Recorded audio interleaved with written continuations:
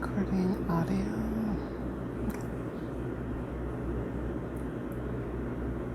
Hey, Akoma, it's Montsho and Nwasha. You know that if you follow us, we talk about the Super 7 Soulmate skills, and the first skill to have the relationship of your wildest dreams so you can find, keep, and grow the relationship of your wildest dreams perpetually is life and love purpose. Why am I alive and why are we together? Right. We have to get purpose in relationship. Nwasha, what can you share with our beautiful brothers and sisters about purpose? Well, as you said, it's the first thing that is should be our focus. But a lot of times I think that we're taught incorrectly in this time that we should be looking for our purpose or searching for it, or we're just not born into a community that's reinforcing a purpose from a spiritual perspective. Yes. So some of the problems that we have in relationships are we're often bored, unfulfilled. We get a little bit stale. And a lot of that comes from not having a sense of purpose.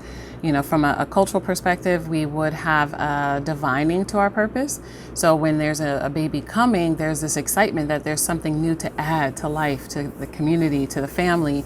And everyone's really happy about that because it means someone's coming, especially in this time, to solve problems and to, bring newness and create magic, essentially. I think that it's a completely different understanding to know that you have a purpose, and it's grand in that it's unique. It's one of a kind, right? Whatever you do in life is never going to be duplicated. Even if you do some of the same things, like you're in the arts or you're a counselor or you're a coach, like the way that you do something will never be done by another person. And I think that that's magical. But a lot of times when it comes to relationships, I think couples have competing purposes, or there's this idea of if we're on your purpose, we're not on mine, or if I'm on my purpose, I'm somehow not contributing to yours, and it builds resentment. And it can also lead to what we find a lot of time is once we have a certain sense of security, the very next thing that is a challenge is having some variety and having some newness. And a lot of times people can think that if there's too much routine and we're working on something, then I'm bored, because I know what to expect.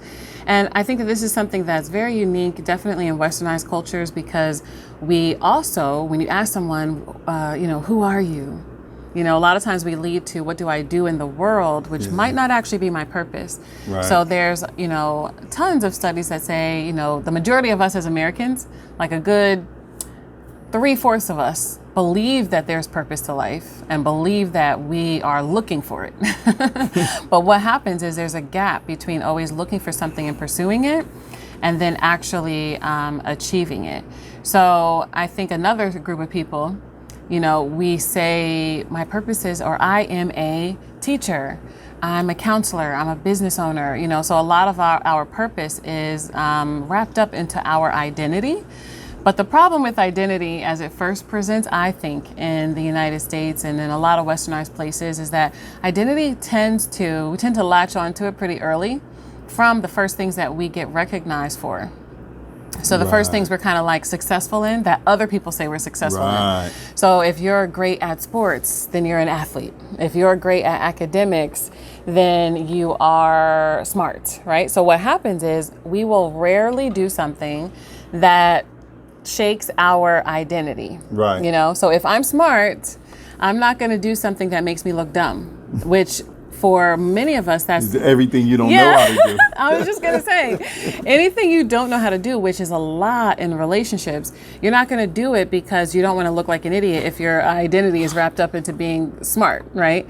If you have an early success, and we're talking about like as a child, and you're the funny person, then it's hard to shake that to be vulnerable or emotionally vulnerable, where the potential is that someone could not like what you say or hurt you in some way or use whatever you're saying against you later on in the relationship. So I think it's very interesting because we do have an individual purpose.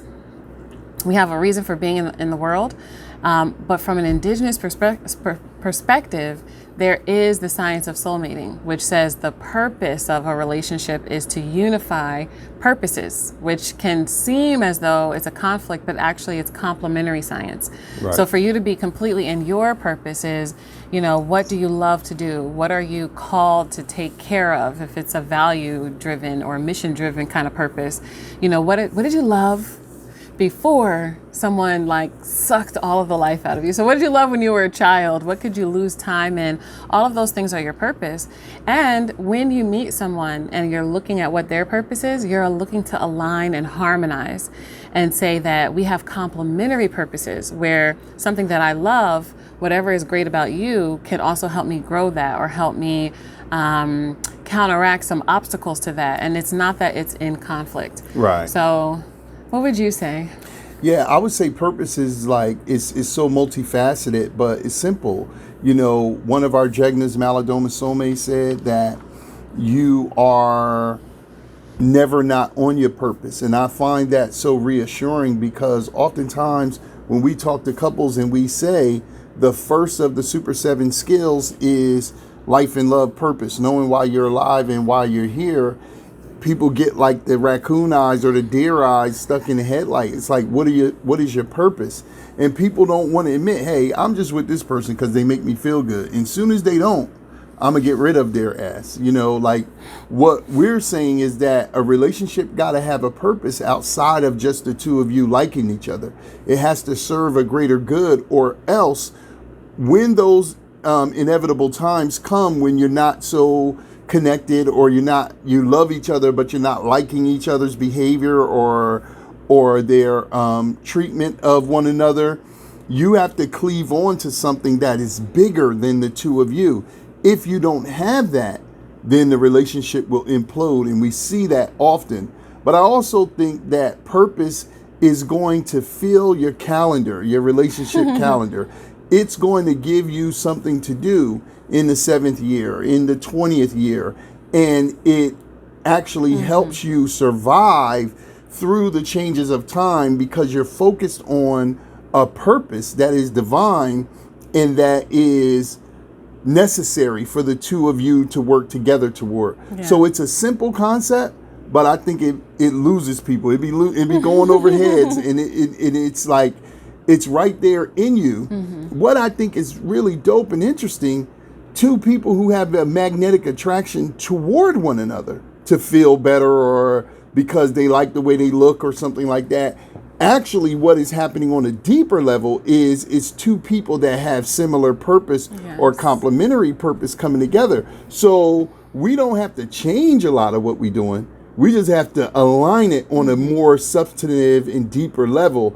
And that is something, that is a skill in order to do that. And that's what we teach. Yeah, I think it's Both Soulmate and Malidoma Soulmate talked a lot about purpose, and a lot about, the imprint of your life. And I think, like you said, you're never not on purpose, but really a lot of times we're looking at things in hindsight, or it takes a kind of elevated look to be able to say, why is something happening to me? I know Sombofu mentioned everything is really happening for your benefit. Even sometimes the worst of the worst things, there's a kind of hidden gift in the skill that you get that makes it be on purpose again. Even if it's for another person to prevent them from doing it. And I think that's definitely something that's been purposeful in our relationship, is we want to make sure that people are happy, fulfilled, successful, and not having some of the challenges that we had or that we've seen other clients go through.